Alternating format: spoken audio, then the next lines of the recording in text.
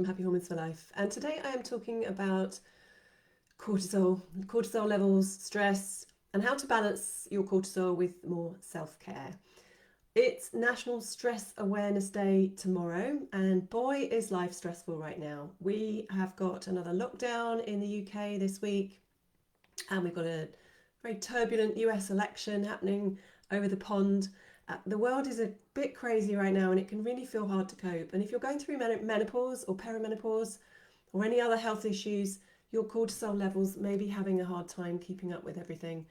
And I think, if there's ever a time to prioritize balancing that cortisol and managing your stress, it's now, even in the face of everything that's going on, or because of everything that's going on. We need to really prioritize it and find the time and get it into our routines. The good news is that if you commit to any kind of self-care practice, and I'm not talking about going on a spa weekend, which we can't do anyway, but daily little just snippets of self-care, then it's easy to fit into your routine. And of course, a lot of this is free as well, which is even better news. So I'm going to go through 10 self-care tips to balance your cortisol levels and pick and choose. Obviously, this isn't rocket science. I'm just going to go over things that I talk about anyway, and you all know about, but just a little reminder to get these into your routine. So the first one is breathing.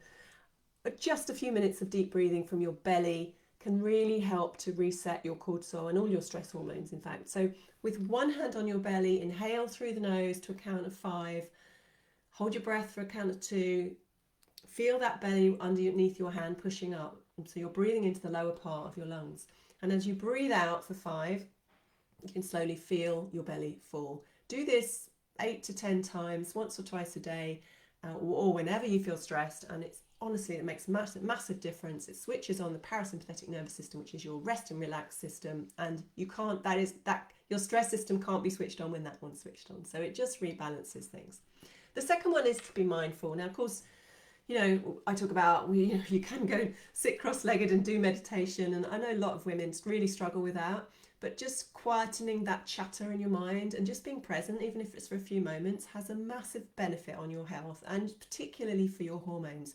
If you're going through menopause, stress is one of the biggest factors of how well you go through that and how hard your symptoms are. So mindfulness and meditation come in many different forms. You can try mindful eating. I've got a blog on that. Go and check it out. Walking, you can be mindful about when you're traveling or when you're brushing your teeth or whatever works for you. And I've got a little 5-minute mindfulness track that I'll be putting into the blog that goes with this episode. Thirdly, yoga is amazing. Now, with lockdown, we'll all be at home, and this is a great time to explore some of the online yoga classes that there are. Yoga is a massive stress reducer. It's also a great for your bones. It's good for your fitness and strength. So the trick is to find the type of yoga and the class that suits you, and there's loads of them around, lots of different styles, lots of different teachers. So I would just recommend you shop around, and if you've tried it before, it may be just because you haven't found the right class. The good news is there's a massive amount of choice now online. So keep searching until you find the right one. Just go onto YouTube. One of my favourites is Yoga with Adrienne. She's amazing. She's got lots of different levels. So if you just start there with her 30 days, I think she has a 30-day kind of intro program. If you've not done it before, it's a really good place to start. Number 4 is to get out into nature. Obviously, we're allowed to do that, so that's amazing. Really, a really great time to connect again with nature. Get some daylight. So important to have daylight, not only for your mood, but just getting your circadian rhythm back into balance, particularly if you're stressed. So go for a walk, taking your shoes off, connecting with the ground. I know that's not the best time of year for that, but any time you can do that is good. And just 20 minutes in nature has been shown to lower your stress levels. So you don't need to be spending a lot of time in there. Number 5 is to do what you love.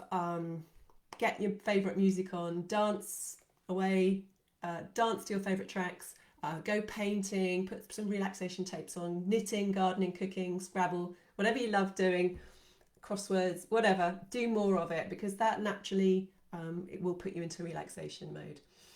Number 6 is connect with others. Connection is one of our basic human needs, and when we're not connected or we're feeling lonely, it's one of the biggest emotional stresses there is. So that will definitely impact your cortisol. So whatever you do, make sure you connect with people, but particularly people that uplift you. You don't want to be, being dragged down by the ones that don't or drain you. Definitely ditch them. And especially if you're on your own, make sure you're connecting with people at least every day. And if you can't see them, obviously in person, and get a Zoom call in or talk on the phone. And then the next one is alone time. So as well as staying connected, it's really important to be connected to yourself. So make sure you get some alone time, some space for yourself, to take a rest, do what you love, or just take a break from everyone and everything, and particularly the news. If you're a news junkie like my husband, I'm constantly telling him to turn it off. It's so depressing. And just give yourself some space from that sometimes. And I like to live in a little bubble. It's nice. Number 8 is to read a book. When was the last time you relaxed with a good book? For me, it was on my last holiday. But reading is so relaxing. It's one of the easiest and fastest ways to balance your cortisol, and a really good one to make you sleepy if you have trouble getting off to sleep. Just 6 minutes a day of reading has been shown to be effective. Brilliant. And it's so easy and enjoyable. Number 9 is to take time off. Many more of us are now working from home these days, and it's really becoming harder to switch off from work. So it's really, really important to take your time off, even if you can't go away on holiday, obviously. It's just as important to take a break from your work environment. So you're going to actually be much more productive too when you come back. And the last one today is to manage your digital well-being. Technology and our addiction to it, and that's it tends to go up as well when we're stuck at home. Of course, it's my guilty thing as well. I'm terrible at this. I need to take my own advice on this, and I'm working on it. I am work in progress.